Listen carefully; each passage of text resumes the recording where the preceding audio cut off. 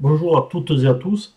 J'ai le plaisir de vous retrouver aujourd'hui pour une nouvelle vidéo sur les chemins de vie alternatifs et le karma qui font suite aux 9 chemins de vie classiques. Donc n'hésitez pas à liker, à commenter, à vous abonner. Voici le chemin de vie 22. Ce qui suit ne sont que des généralités que vous pouvez prendre en compte mais qui nécessitent une étude spécifique, individuelle. Le chemin de vie, donc 22, pour ceux qui ont un chemin de vie 22, je vous recommande d'abord vivement de prendre en considération aussi le chemin de vie 4 et 2, et de nuancer l'ensemble en fonction de votre thème de naissance. L'évolution se fait dans le temps. Un temps très long parsemé de nombreuses existences. Une leçon à apprendre demande beaucoup de vie pour l'assimiler, la comprendre. Rome ne s'est pas faite en un jour ni 10.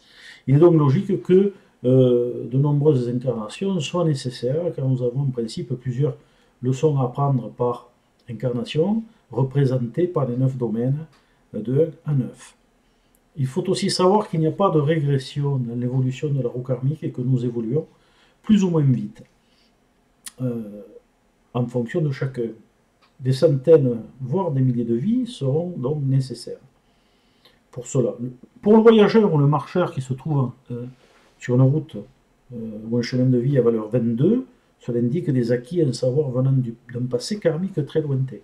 Donc, comme je l'ai dit dans la vidéo du 11, je parlerai de cela dans une vidéo spécifique,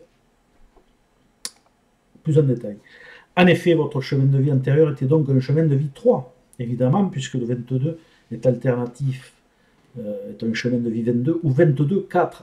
Bon, le chemin antérieur est un chemin de vie 3. Et comme toujours, porteur des acquis karmiques du passé. Donc, des potentialités de réalisation apportant des outils pour que vous puissiez travailler dans cette existence, pour vous améliorer. Voici quelques caractéristiques du chemin 22. Je vous invite à aller visionner mes autres vidéos sur le sujet, sur le nombre 22 en particulier, pour en savoir plus. Pour bien vivre ce chemin de vie, cette initiation 22, il vous est demandé d'avoir des qualités humaines aussi, comme le chemin 9 et 11. Voilà. Un bon leadership, différemment exploité, mais au service des autres, au sein d'une structure souvent universelle, solide et fiable. Une bonne maîtrise de ses énergies personnelles, bien structurée et stabilisée. Si vous possédez ces prérequis, alors c'est que vous avez compris et appris cette leçon dans vos vies antérieures. Vous saurez donc aborder avec justesse les opportunités qui vont se présenter à vous dans cette incarnation. Dans le cas d'un déséquilibre au niveau de l'énergie du 22, venant d'un déséquilibre au niveau du 4 et du 2, fondamentalement, en trop ou en insuffisance, vous devrez faire des efforts supplémentaires pour rééquilibrer cette énergie, tout simplement parce que votre travail antérieur n'aura pas été suffisant. Le manque total de 4 ou de 2 dans votre thème, en insuffisance, voire en excès, pose toujours des problèmes au niveau du potentiel du 22 et au niveau d'un manque des énergies yin. L'insuffisance ou la surabondance indiqueront toujours un déséquilibre. Il faut évidemment toujours nuancer cela avec le reste des vibrations de votre thème numérologique. Que se passe-t-il alors quand l'énergie du 22 est en défaut au niveau du chemin de vie, à cause du 4 et ou du 2?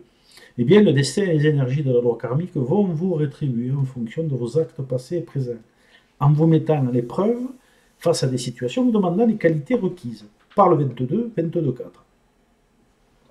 Il faudra regarder dans votre thème au niveau des défis à valeur 4 et 2 s'ils apparaissent et les prendre en compte au niveau de leur impact respectif, influençant sensiblement le 22. Pour les personnes ayant ce potentiel équilibré, cela ne posera pas ou très peu de problèmes, sachant qu'avec le 4 ou le 22, il y a souvent beaucoup de limitations, même si c'est équilibré.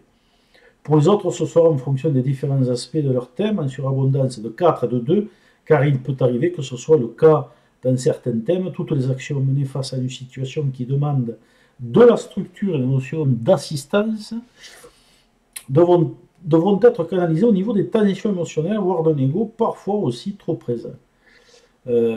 Pour celles et ceux qui ont du mal à canaliser ce surplus de tension et d'efforts à fournir et qui n'arrivent pas à y faire face, alors le destin vous demandera d'être le plus ouvert, le plus réceptif possible. Il n'y a qu'à ce prix et des efforts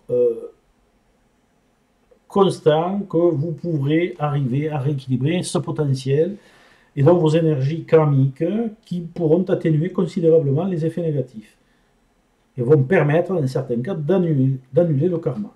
Donc, voilà. Donc, cette vidéo est maintenant terminée. J'aurai le plaisir, encore une fois, de vous retrouver pour la toute dernière vidéo de cette série avec le 33.